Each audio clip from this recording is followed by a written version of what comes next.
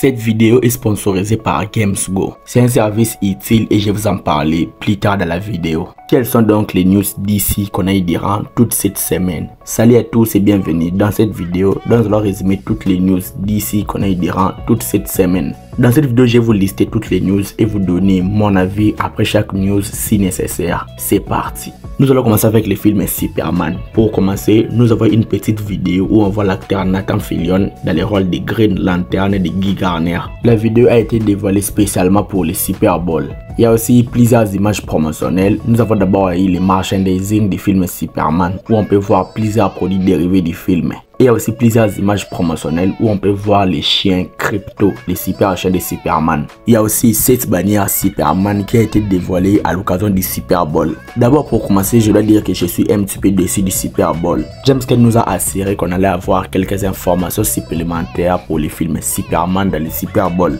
Mais le Super Bowl est passé, on n'a rien eu à propos du film Superman. Juste quelques images promotionnelles de Crypto et ça n'a rien d'intéressant. Donc le Super Bowl m'a fait un petit peu déçu. Il y a aussi l'acteur Tyler Hoechlin qui incarne le personnage de Superman dans la série Superman et Lois.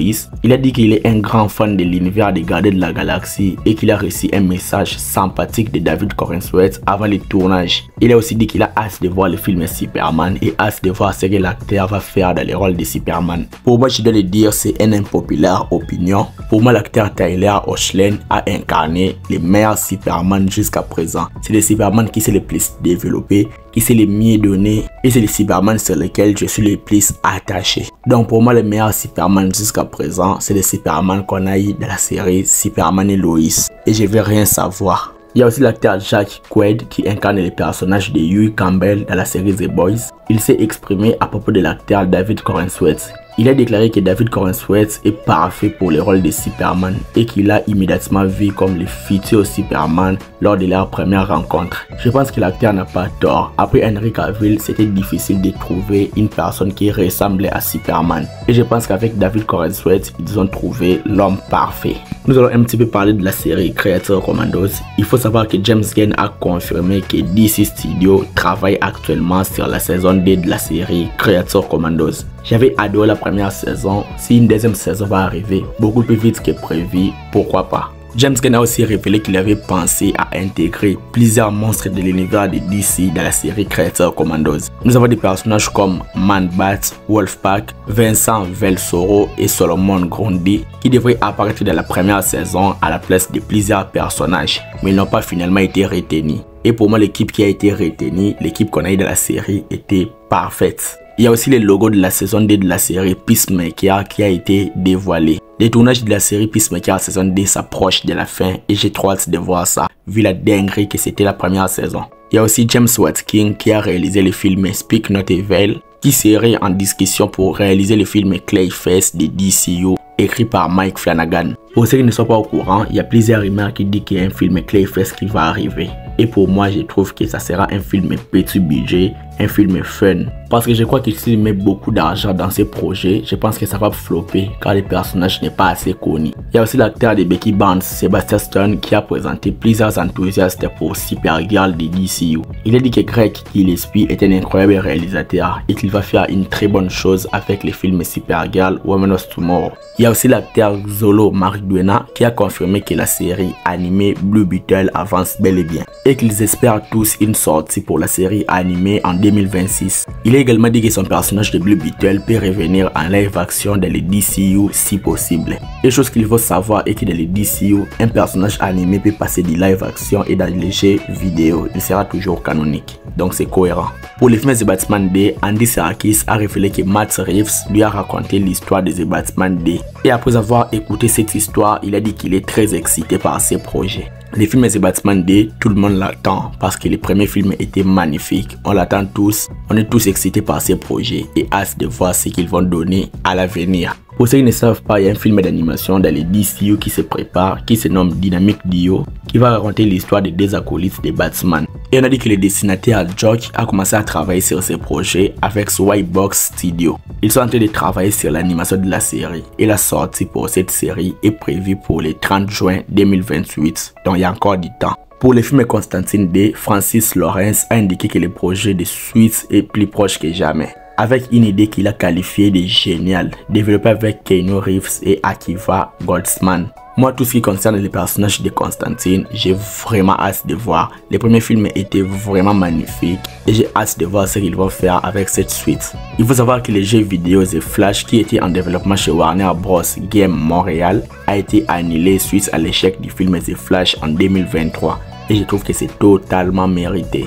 Et aussi, il faut savoir que le jeu vidéo Wonder Woman Monolith a subi un reboot en début 2024 avec un changement de réalisateur. On a dit que le projet a coûté plus de 100 millions de dollars et ne sortira pas avant plusieurs années maintenant.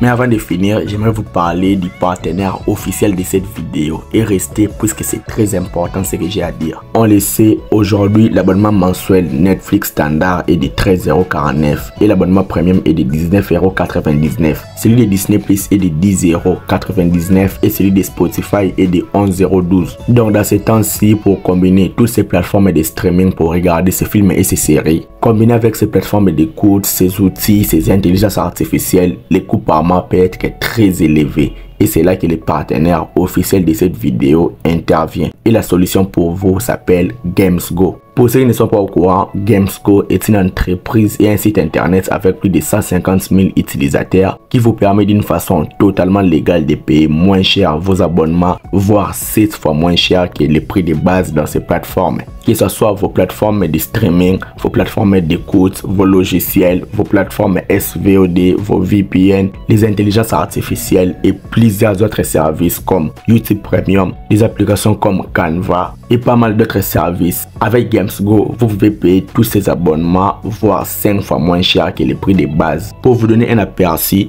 avec GamesGo, vous allez avoir l'abonnement Netflix 4K HDR à seulement 5,09 € par mois. Soit vous pouvez payer 3 mois d'abonnement Netflix pour 11,47 € et c'est largement meilleur. Vous avez aussi un abonnement Disney Plus pour 3,05 €, soit vous pouvez payer 37 € pour une année d'abonnement Disney Plus. Un abonnement Spotify chez GamesGo coûte 3,17 €. Donc vous pouvez payer un abonnement d'une année à Spotify pour seulement 22 €. Ou si vous le souhaitez, 18 € pour 6 mois d'abonnement. Et sans oublier qu'avec GamesGo, vous avez la possibilité de partager vos comptes avec plus de 5 appareils au total. Mis à part les abonnements que j'ai cités, avec GamesGo, vous allez avoir plusieurs abonnements comme des plateformes de streaming et VOD comme Max qui est à 4,33 € par mois, Peacock TV qui est à 3,49 € par mois, Paramount qui est à 4 € par mois, Crunchyroll qui est à 3,33 € par mois et vous avez YouTube Premium qui est à 4,97 € par mois. Il y a aussi des plateformes musicales comme Deezer à 3,17 € par mois, Tidal Plus à 3,33 € par mois. Il y a aussi des intelligences artificielles comme ChatGPT 4.0 à 5,87 € par mois. Il y a aussi Midjourney qui est à 8,99 € par mois. Et il y a aussi Perplexity à 4,49 € par mois.